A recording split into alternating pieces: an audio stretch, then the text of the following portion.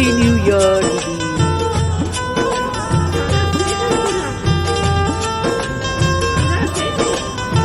देखो देखो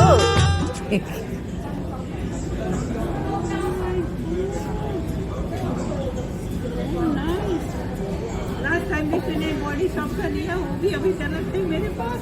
वो यूज करना। अभी तो गई बॉडी शॉप का। लास्ट टाइम भी तूने इतना अच्छा पिंक कलर का लिया, वो अभी भी है। वो डबल तो नहीं हो गया पिंक वाला, वो कह रही है वो भी पिंक था। नहीं बट वो डार्क था, ये थोड़ा लाइट दिख रहा है। शावर जेल भी ऐसे है अभी तक। अभी मैं एकदम टॉयलेट में लेके जाके यूज करो ना, हर दिन आप नहाती क्या दीदी? नहीं बट है दूसरा है ना। क्या मतलब है नहाती नहीं है?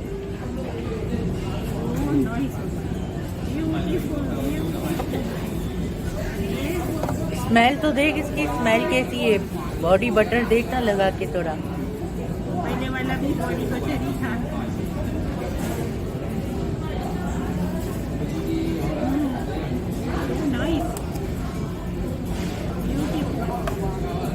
कितनी बोतलें निकलते जा रही है, निकलते जा रही है।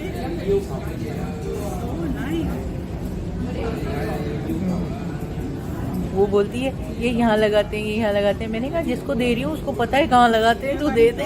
ये वाली तो आज के आज ही मैं अंदर रख दूंगी। पहले वाली है मेरे पास ना।